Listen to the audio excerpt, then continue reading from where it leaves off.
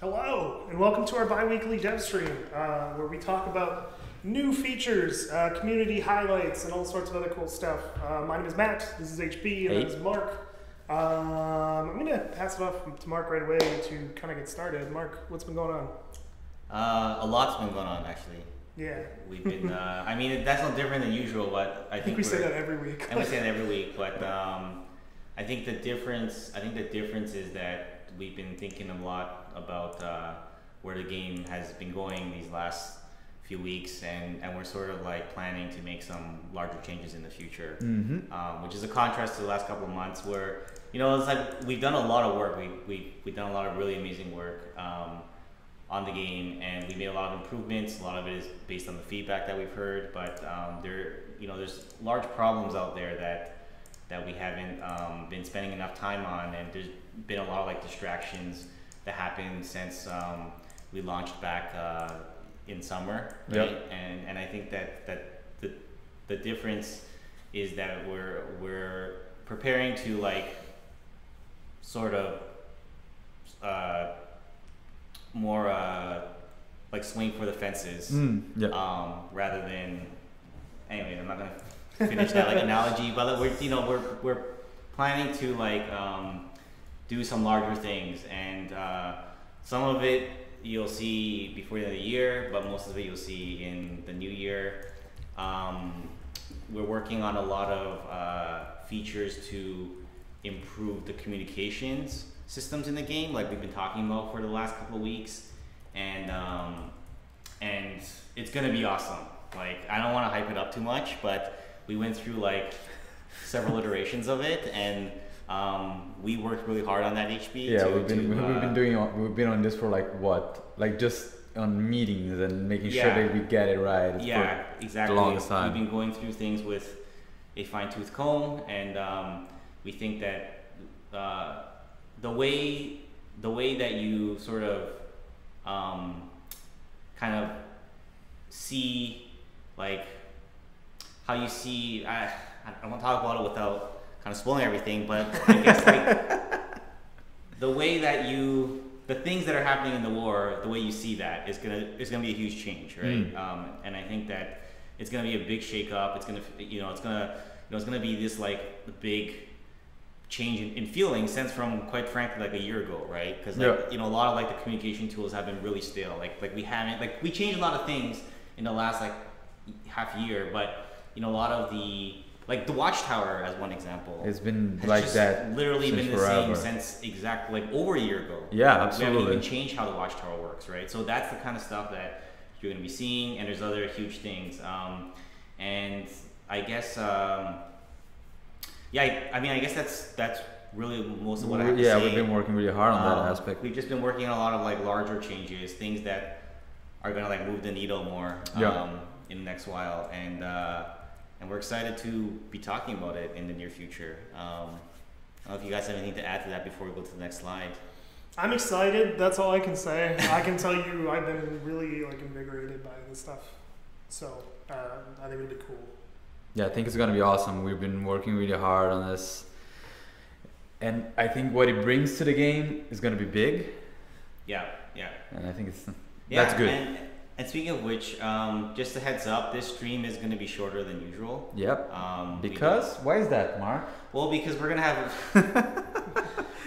a special stream next Tuesday. Actually, there's gonna be a major thing that we want to talk about next Tuesday. So if you care about the future of the game, you should definitely join us next Tuesday. We're gonna be talking about some of the big changes that we're going to be making, and this is going to be the first time we're going to talk about it, right? Yeah. So it will be happening at the same time next week. But instead of 2 weeks and 1 week, it's just an extra stream in which we will detail whatever it is, this announcement. Yeah, we're going to detail one particular large change. Someone made a joke, and I want to get in front of it right now. It's not loot boxes. It's not microtransactions. Get that out of your head. Matt, why are you spoiling the fun? It's loot What? boxes. So all the work that I've been working on for the past 3 months, gone? No. No. Yeah. So yeah, I mean we're like really excited about talking about some of these changes, and we hope that you guys will be just as excited as us. Yeah, Right? hopefully. But anyways, enough about that. We'll move on. And So we're going to start off with community highlights like normal. I think the one big change today is we're not going to have community suggestions this week, but that'll come the next proper schedule. So in 2 weeks. So keep suggestions coming. Yeah. All right, you want to take it over, HP? Awesome. Hey, community highlights. Again, these community highlights are not being now. Crazy Flying Chicken fully took over community highlights. This is all him, but of course I went through it and I picked some things that I thought were really, really cool. This is actually a particularly interesting community highlights because there's a lot of art, but I wanted to open up with this. Our Russian community has been growing a lot, and they actually are much more, they have always been a big part of our community, having Russian players, but they are being more and more active on the official Foxhole Discord, right. And they also have been much more active in creating events. So they have been actually doing events with like the English speakers and things like that. In this case, this is just a banner for a Russian community server party. Like it's just a beach party they decided to do. But if you actually look at the community highlights this time, right in the beginning of community highlights, KFC did a great job in like just picking up and showcasing what these players are doing nowadays. And I particularly like it because it shows how inclusive this game can be. We understand that sometimes people have trouble because some communities don't speak a language and things like that, which are things that we have in our mind when we are developing. Like it's something that I talk to Mark all the time. It's like how we can make sure that even if you don't speak the same language, you can still play the same game in a cohesive way. We're hoping to bring some of these things even more to the game in the near future. But it's nice to see that even with the barriers that we still have in the game, people are coming together, and these huge communities of players from other parts of the world are growing and actually enjoying the game just as we do. Like, by we, I mean everybody that speaks English. We have the Brazilian community, we have the Turkish community, we have a fair amount of Chinese players, but just recently the Russian community geared up again, and it has been like producing a lot of content, a lot of videos, a lot of even memes and like pictures and stuff like that. So they have been really. I mean, the Russian community has been strong since the pre-alpha days. Yeah, and these past few weeks, I don't know what happened. Like they just really took it on again. That's cool. It's really cool. So check it out. There's a lot of things on the community highlights this week. And look at all the plans on the bottom. There's so many, way more than we used to have. All those logos look like sponsors. That's exactly what I was gonna say. I was like, this actually looks like, I guess that was the whole point of it, but it looks like a club promotion card or something. Right? Like, I think this is exactly what it is. Right. It's a flyer. We also got some new people doing art, people that we haven't had before. So we have some, again, we keep seeing amazing artists coming back, and a lot of these guys, you've seen new art on this new community highlights this week that we're going to be posting today or tomorrow. But I just wanted to showcase Passionate because this is like new artist. Yep. And I like this style because it's a more comedic take, and it's a whole scene of things that, well. So is that, I have a question. The tank there, is that sort of representative of how the physics work? Of like the tank bugs in our game? Yeah, I'm pretty sure it is. Because I was going to say, that's a hell of a tank. And look at that scrap in the bottom left. It's just hidden there. The attention to detail. So I thought it was just like a very cool image. It's not the only one from Passionate. There's actually another one that is on the same vein. Yeah. So do check it out. Some really cool art. It's cool.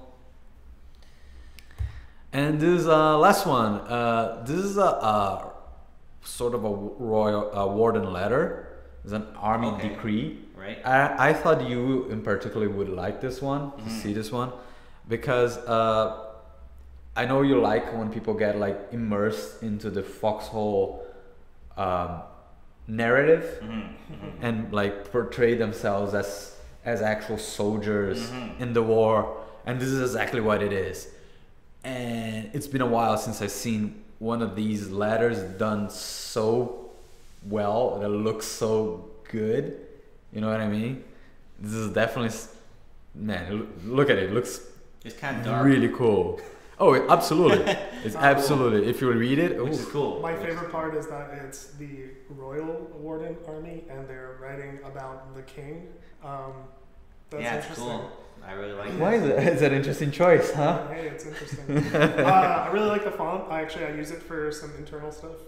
It's definitely like one of the better like military fonts. It's definitely the same font, which is all I can see. But it's such a like immersive thing. It's along like the same vein as some of like the war journals in the past. Yeah, and the newspaper and all that. Yeah. Newspaper, yeah. I really like these ones. Yeah, I knew you would be. But look at the emblazonment on the top of the letterhead of the page. Yeah, Getting the warden like logo into it. Like it just everything like meshes so well. Yeah. It really looks like it's part of a much larger game actually. So great job, Patchouli. There's more from her, as well in the community highlights.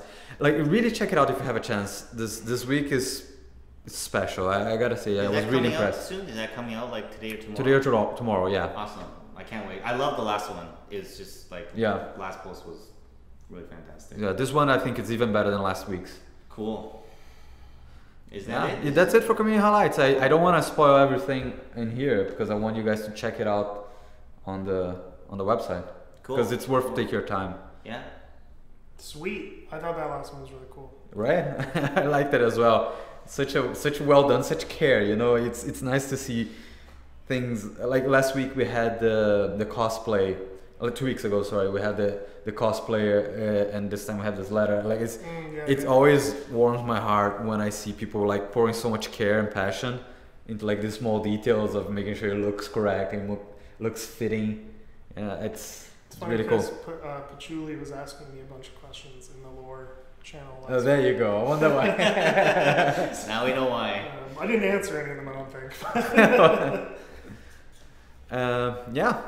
Cool. Are we gonna move on? Yeah, I guess we'll talk about some stuff that we're working on, right? Cool. There's only one thing that we're going to show today, but it's pretty big. It's a new vehicle, as we mentioned, and I think that some of you guys have probably been waiting for this particular type of vehicle for a long time. So Airplanes? we said people, not Trains? UHV. No, I don't know. Now you ruined it, man. Everyone is thinking about trains now. And, no, it's not trains. It's not planes. But it's let's see here, utility vehicle. Nice. A Jeep. That's the way everyone understands it. We're not licensed by Jeep. We're not sponsored by Jeep. Just a disclaimer. So yeah, this vehicle went through several changes. At first, it was purely made for to be like a scouting vehicle, right? Because one of the things we're doing next month, a couple weeks from now, is releasing an update that's gonna improve on the communication and scouting side of things. And we really were like, okay, like that's the role that this vehicle is gonna fit, and it still is gonna fit some of that role. But as we worked on it, we had a couple of back and forths, and we decided that it'd be better to like add some more features onto it, so it could be useful in multiple ways, right? So the way that we kind of see it now is it's not just a communications scouting vehicle, but it can help you. It can also help you in a few other ways as well, right? So it's almost like a multi-purpose vehicle, right? Yeah. So a couple of stats and facts about it. The off-road performance is probably going to be one of the best, if not the best, in the whole game. So at least good. as of now. It's going to have four passengers, including the driver, and 6 inventory slots is the current plan. That could change, but that is the current plan for it. And this is one of the big things about it. It's going to be like a mobile watchtower.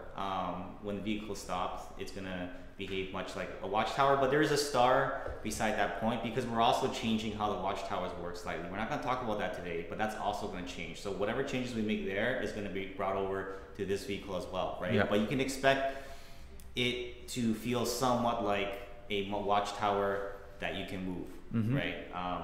That's kind of like one of the neat features about this vehicle. And as I said before, it's multi-purpose, so use it for a few things.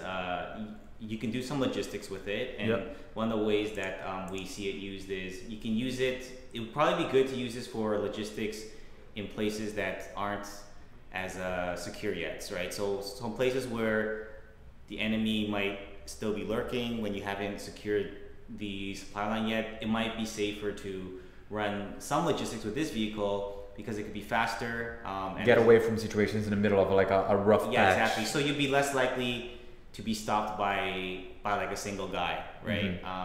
So this, that's one of the purposes. Obviously, the reconnaissance side of things, it's going to help with like the mobile watchtower, and just because of its like speed, and also as a transport. If you want to just transport a few guys, like a small squad of like 4 guys, this will be pretty useful for that, right? So that's kind of the specs on this vehicle, and show you the actual visual, the colonial version of the utility vehicle, and we went through more concepts which I'll show you later, but this is what we kind of settled on. And obviously, like, the radio was a huge part of it, because that ties into like the watchtower aspect of this vehicle. And there were a couple changes throughout the process, but this is what we finally settled on. And I really like this. I really like this concept, and we're working on the Warden version, but we don't have that to show just yet. The questions that have been asked is, will it have a mailbox? Ask Julian. Actually, no, don't everyone message him. But you'll see. All I have to say is that we've thought about that question. And a couple more things to show. This is the high poly render. It's a work in progress still. It's not finished, but this is the current high poly version of it. And then here's a couple of the other concepts that we looked at, and we just like to show these, even though every time we show them, everyone's gonna be like, I wish they picked this other one. F is so much better than A. Right, but I think it's important to like show you guys the whole process, right? That we have a whole bunch of concepts, and then at the end of the day, we have to choose one, and it's not easy usually. Well, I mean, sometimes it is. Sometimes you just see the one and it's like, hey, this is the one, and some other times you think about it and you're like, well, we pick not quite sure. We pick and design things for very like specific reasons. We have our our quote Bible of like why we choose things. Absolutely. So if you ever wonder, it's like usually it's like a questioning process, I think, right? Yeah. Like we usually, it's not just like, I mean, in our minds we're asking questions. Like, what makes a colonial vehicle, right? Like, what's it used for? And then that has gone much easier over time. I think the first vehicle, time when we truly established the visuals of each faction, that was like a painstaking process that took us like weeks and months to nail that down. And literally the first tank we chose was like the hardest thing in the world, because we were figuring out how this stuff looks, right? But by the time we got to like this vehicle, we still have to think about it, but it's not as hard anymore, because I mean, all the concepts are way more in line than like when we were starting with like the Warden characters. Like, or the tanks were all over the place at the beginning. Yeah. If you go back and look at those tanks, they didn't have like the colonial look.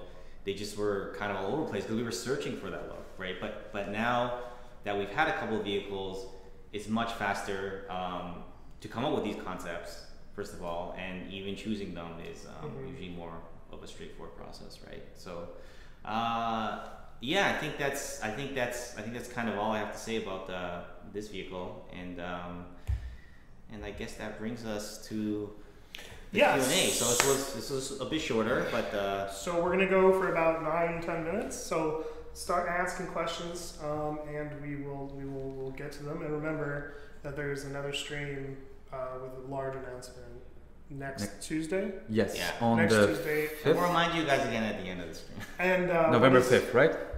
December. December 5th, Yeah. not November, yeah, sorry. December 5th. We're going to go back in time. Yeah. Or That's the announcement. We're building a time machine, and Great. back in time to go.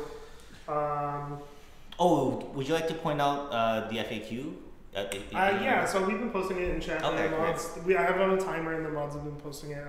So if you hit exclamation FAQ, if you have a question, check there first before you ask your question, and then if it's answered there, then you'll get your answer. And if it's not, then feel free to ask us. Yep.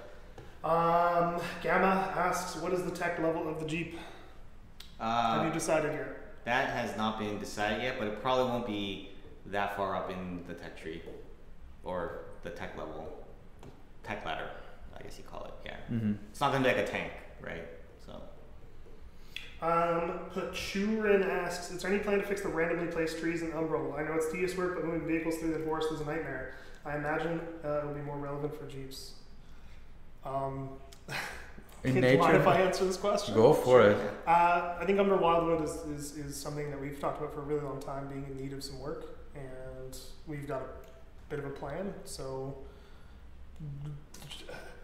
look forward to that. Question mark. It's meant to be dense forest that's like hard to drive through though, so I don't know that like the forest parts are going to be like Revamped to have organized trees. Revamped so that you can drive through it easily, because that's not the point of them. Like where by contrast Upper Heartlands, like you can drive from like corner to corner without really anything in your way.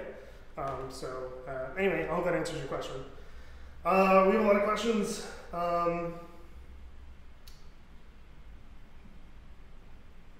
Big Statty asks, will there be a Warden skin for the field machine gun? The current one looks really colonial. For the field machine gun? Yeah. So we probably won't be doing that anytime soon. We weren't really thinking too much about.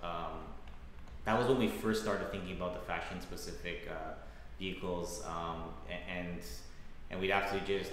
I think it will happen eventually, most likely, but right now it's not on any of our lists for working on anytime soon. So we'll Hang in there for a while. It'll be a long wait, Yeah. right? Yeah. But I agree with you. It is a more on like the colonial side type of look. So yeah, I agree with you there. Cool. Lady Leander asks, will like Christmas trees come out like jack-o'-lanterns for Halloween? Oh, That's please. actually not a bad idea. I hadn't really thought about it. Let's talk. Yes. Duxel asks, will the vehicle refresh, unifying mechanics, come along with the Jeep? What? No, it's not going to. The Jeep will be a more of like a standalone. It's more tied into the communication changes than it is to like the vehicle, like more so than to any kind of a vehicle revamp. So it will.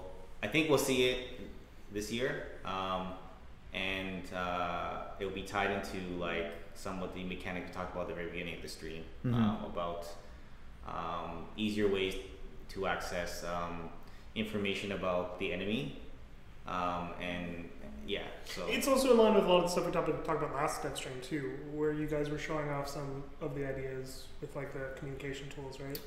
yeah, Yeah. If you hadn't seen, it's that, more sorry. tied into that stuff, right? Yeah. Where was the question that I was looking at? This was something that was predicted. Padfoot asked when will we get the Warden gunboat? What, sorry?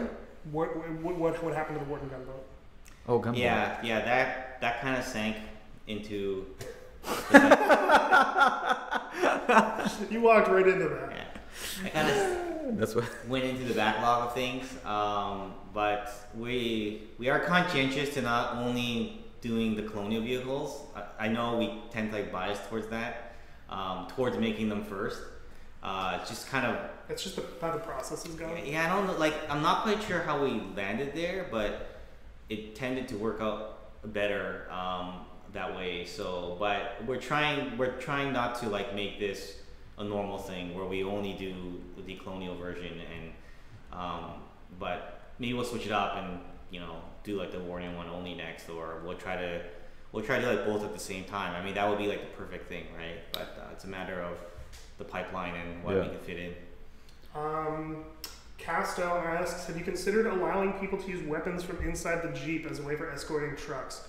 Or, I'm going to add to the question, have you considered adding the ability for people to use weapons inside of vehicles, passenger slots? Consider, yes, actually we talk a little bit about that, but right now it requires some reworking on the vehicle coding, make sure that happens, right? Yeah, like there's definitely been a lot of conversation about it. I don't think it's necessarily in the plan. It's not it's not like a guarantee. Like, we do allow people to use their weapons from certain places on vehicles. Definitely, like, you can use it on the back of a half track, you can use it in like the motorcycle, you can use it on the top of a tank. Allowing it definitely to be used in every slot is not planned, but like something we're gonna take a look at it, but I don't say it's like a set in stone thing or anything like that, right? Tordobo asks, will the Jeep's speed at the countryside be the same as roads? So what is the sort of difference between off-road compared to other vehicles? No, I don't think anything will ever be the same. I think there'll always be a difference. The roads are like a key part of the game, and if we were ever to, I mean, I won't say never, but if we were ever to make a vehicle that, let's say, could perform just as well, if not even better, when it's off-road, it'd probably have to have some kind of like a disadvantage, because that would be incredibly unbalanced if suddenly you had this vehicle, especially one that can do some logistics, that can just totally like rip across the map in every direction. Like, no one would use anything else. Like, why would you use a truck? It just makes no sense, right? So I'd say that it will probably be the best vehicle off-road, but it won't be the same, right? Same speed as traveling on the road. I'm going to take two more questions. One of them is fun. The other one is an interesting hard. idea. No, hard questions. No hard. Let's get some hard questions. There hasn't really been too many, honestly. Combat Juanbat, which is a great name, says, can we get a buildable sign like the lobby islands that players above a certain rank can write to help direct the team?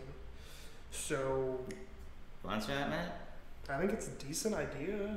I think the only struggle I can really see with that is like, how do you? I feel like that, like if you think about the spam of things right now. That's a good point. How do you I definitely see the utility of it, like in Minecraft, you can put like signs on like anything, right? And I think the spirit of it is really good, but then there's that really hard problem of like, you don't necessarily want that stuff to like decay, but you also don't want people to spam it, and there's going to be enough people over a certain there's so many questions, so I think that's and there's like the censorship issue. Yeah, and then there's censorship, and that's a tough people in the past also suggested having you being able to label boxes, right? Which, if I know our community, the first thing that would happen is that they would start using boxes as signs if you let them label. So it's similar. I just want to make sure there's not another question. You know what? I'm going to ask this question because I really like it, and then I'm going to ask the silly question. Sure. Is there any plan to add player build decorative items into the game? For example, like a buildable campfire, like in the lobby. Just sort of like role playing, like things that people can build. Maybe like chairs and tables or something like that. And then we can have musical instruments and yeah, exactly. That are like easy to destroy, or something. Wait, just campfire like in the lobby? What? Oh, like the one you put in the lobby? Yeah, like the props that are in the lobby. I thought they were talking about like that old lobby. No. You know what I'm talking about? Yes. No. Okay. I don't know. Like, what do you got? I think that'd be really cool. What do you guys think?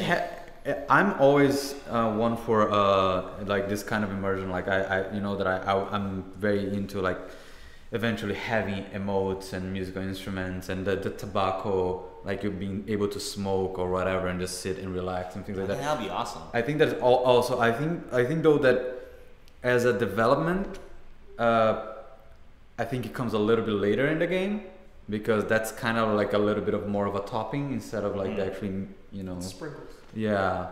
It's like icing on the cake. Well, I mean, it's one of those things too where like it could also happen as like an in-between task, right? Because I think that's one important thing that, you know, once in a while we like to like explain the process that we go through in working on features, so that you guys have like a better understanding of why we make certain choices, right? Yeah.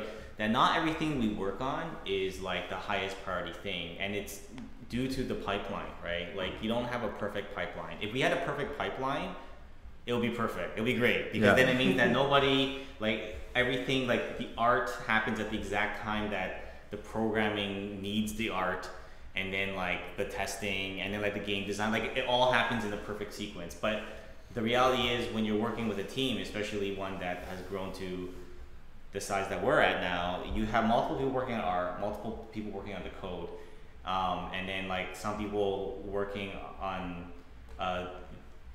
the game design. So what ends up happening is that sometimes things don't perfectly line up, and you'll have someone working on art. You'll have someone that's working on art that suddenly doesn't have anything to work on for like a few days, or someone working on the programming side that doesn't have anything to work on in a few days. But it's not enough time to work on like some large feature, right? Because some of these large features, they take like literally weeks. But so then they have this free pocket, so we'll say, okay, well now we can schedule in this like small little thing that we think is gonna help. And you guys might see that at some point and be like, well, why did they work on this when you gotta fix the whole game, right? Well, it's like fixing the whole game is weeks of planning, weeks of thinking, weeks of like realizing the stuff we planned is not gonna work, and then going back to the drawing board, and it's very complicated. And that's why stuff like that happens. And how it relates back to this question is that even though stuff like the emotes, or like being able to build a campfire, it's not a high priority issue, definitely could fit into those little pockets of time in the pipeline, right? Yeah, I think the only problem particularly for me is that I haven't, like an issue like that for me to, let's make an emote. It would take like a couple of days to have like an emote system, even as basic as it is, right? And I don't know about you, but I haven't had like a couple of days to spare in the last 4 months. Yeah. I actually have. See, when you were talking about this pipeline stuff, I'm sort of in limbo, because stuff I do is heavily reliant on stuff that's currently being planned. So like I've actually had some time to go in and work on some like smaller things that are kind of really cool, I think. And I think this is a thing that comes up in game design or game all the time. Just why didn't the devs do this? Well, it's not that cut and dry, I think. I've been trying to fix that animation bug that I've been telling you about for the last week, and I haven't had time to fix it. So there's actually one question that came up while we were talking. I wasn't going to ask another good question, but way to throw other questions in the fire. Stranger Days asked a question that I really wanted to answer. Any plans for more map pieces that would allow us to fight indoors?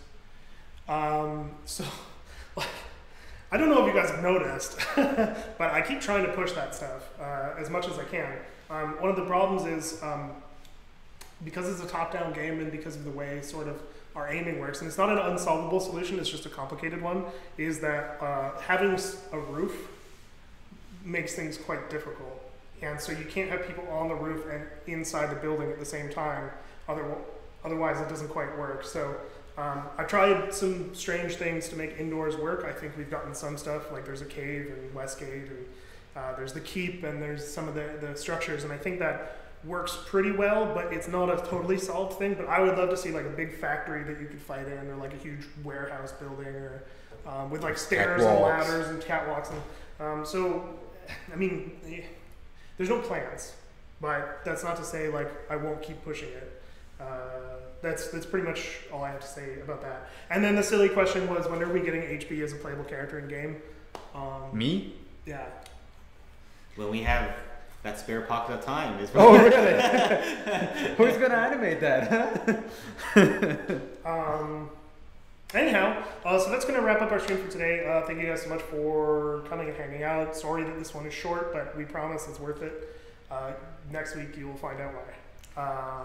And a couple of things. The community stream happens on the opposite side, the opposite weeks that this normal dev stream happens. It happens on next Thursday, not this Thursday, next Thursday. And I guess we can post the link or the link is somewhere. Yep. It's available. For the community stream? Yes, the community stream. So that's run by members of the community. It's not run by us, and it's great. And I think that's it. Yeah. Where can we find each other? Where can you guys find us? I'm HB at HB. HB. AGEBE. Yeah. Yes. Mark, where I'm still figuring out how to still find figuring Foxhole out game. You're still figuring out how to find you? Yeah. I'm Northern Pixels _ It's spelled how it sounds. We will see you guys next week. And if you're watching on YouTube, check it out on twitch.tv/Foxhole game, so you can actually ask questions, because we don't answer them on YouTube because it's not live anymore. Cool. Bye, everybody.